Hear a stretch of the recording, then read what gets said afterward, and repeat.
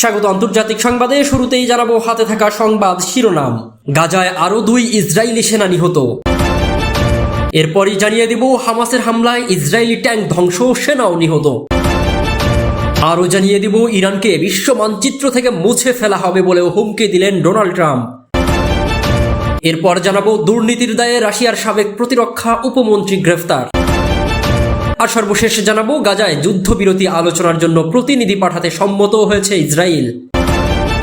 এতক্ষণ জানাচ্ছিলাম সংবাদ শিরোনাম, এবার থাকবে বিস্তারিত। গাজায় আরো 2 ইসরায়েলি সেনা নিহত।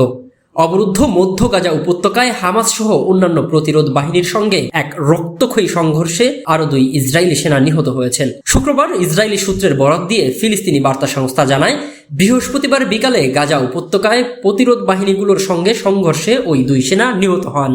ইসরায়েলি মিডিয়াও ঘোষণা করেছে সংঘর্ষে আরো বেশ কিছু সেনা আহত হয়েছে, যদিও তাদের সংখ্যা উল্লেখ করা হয়নি। ইসরায়েলের সামরিক পরিসংখ্যান অনুযায়ী গত বছরের 7 অক্টোবর গাজা উপত্যকায় সংঘাত শুরু হওয়ার পর থেকে এই পর্যন্ত অন্তত 683 জন ইসরায়েলি সেনা নিহত এবং 4213 জন সেনা আহত বা পঙ্গু হয়েছেন। অবিলম্বে যুদ্ধবিরতির দাবিতে জাতিসংঘের নিরাপত্তা পরিষদের একটি প্রস্তাবকে লঙ্ঘন করে চলেছে ইসরায়েল। গত 7 অক্টোবর হামাসের হামলার পর থেকে গাজায় ইসরায়েলি বাহিনীর ক্রমাগত নৃশংস হামলার মধ্য দিয়ে নেতানিয়াহু প্রশাসন আন্তর্জাতিক নিন্দার সম্মুখীন হয়েছে। স্থানীয় স্বাস্থ্য কর্তৃপক্ষের মতে বিগত 9 মাসে গাজায় দখলদার সেনাদের জল, স্থল ও আকাশপথের ভয়াবহ গণহত্যায় প্রায় 40,000 ফিলিস্তিনি নিহত হয়েছেন, যাদের একটি বড় অংশ নারী ও শিশু। এছাড়া আহত হয়েছেন আরো 90,000-এর বেশি। অন্যদিকে ইসরায়েলি বাহিনীর বর্বরচিত এই বোমাবর্ষণের ফলে গত 4 দিনেই 2.5 লাখেরও বেশি ফিলিস্তিনি দক্ষিণ গাজার খান ইউনুস শহরের আশেপাশের এলাকা ছাড়তে বাধ্য হয়েছেন বলেও জানিয়েছে জাতিসংঘ। এদিকে হামাসের হামলায় ইসরায়েলি ট্যাঙ্ক ধ্বংস, সেনাও নিহত।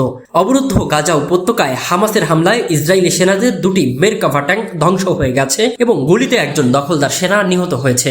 শুক্রবার হামাসের আল কাসাম ব্রিগেড গাজার দক্ষিণাঞ্চলীয় তেল আল হাওয়া এলাকায় এই হামলা চালিয়েছে বলেও জানিয়েছে ফিলিস্তিনি গণমাধ্যম। হামাসের সামরিক শাখাটি জানিয়েছে তাদের যোদ্ধারা স্থানীয়ভাবে নির্মিত শক্তিশালী বোমা ব্যবহার করে ইসরায়েলি 2টি অত্যাধুনিক মেরকাভা ট্যাঙ্ক ধ্বংস করেছে।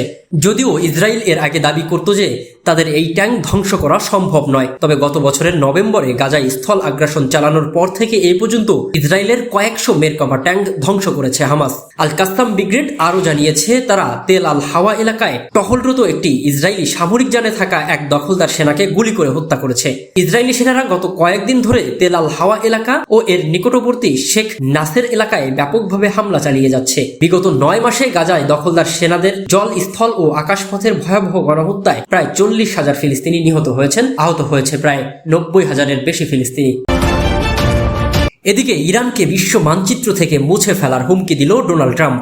ইরানকে বিশ্ব মানচিত্র থেকে মুছে ফেলার হুমকি দিয়েছেন রিপাবলিকান এই প্রার্থী ডোনাল্ড ট্রাম্প। এক প্রতিবেদনে সংবাদ সংস্থা এএফপি এই তথ্য জানায়। প্রতিবেদনে বলা হয়, সামাজিক যোগাযোগ মাধ্যম ট্রুথ সোশ্যালে দেওয়া এক পোস্টে এই মন্তব্য করেন রিপাবলিকান এই প্রার্থী। ট্রাম্পের উপর হামলায় ইরানের সম্পৃক্ততার অভিযোগ ওঠে, তারই আলোকে এই হুঁশিয়ারি দেন তিনি।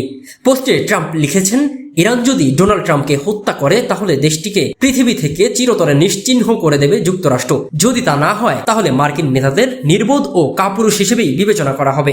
ওই পোস্টে মার্কিন কংগ্রেসে দেওয়া ইসরায়েলি প্রধানমন্ত্রীর ভাষণের একটি সংক্ষিপ্ত ভিডিও পোস্ট করেন ট্রাম্প।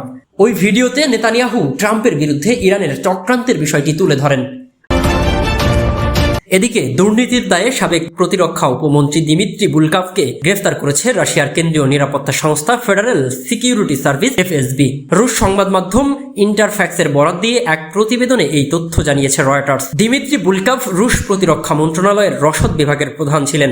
দুর্নীতির অভিযোগ ওঠার পর 2022 সালের সেপ্টেম্বর মাসে পদচ্যুত করা হয় তাকে। তারপর তার বিরুদ্ধে তদন্ত শুরু হয়। তদন্তে অভিযোগের সত্যতা সম্পর্কে নিশ্চিত হওয়ার পর তাকে গ্রেফতার করা হয়েছে বলে ইন্টারফ্যাক্সকে জানিয়েছে এফএসবির এক কর্মকর্তা। বস্তুত দিমিত্রি বুলকাভের দুর্নীতিতে জড়িয়ে পড়ার অভিযোগ গত বেশ কয়েক বছরের মধ্যে রাশিয়ার প্রতিরক্ষা মন্ত্রণালয়ের সবচেয়ে বড় কেলেঙ্কারিগুলোর মধ্যে একটি।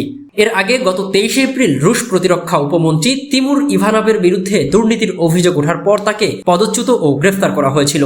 তিমুর ইভানভ সাবেক রুশ প্রতিরক্ষা মন্ত্রী সের্গেই শোইগু ঘনিষ্ঠ ছিলেন।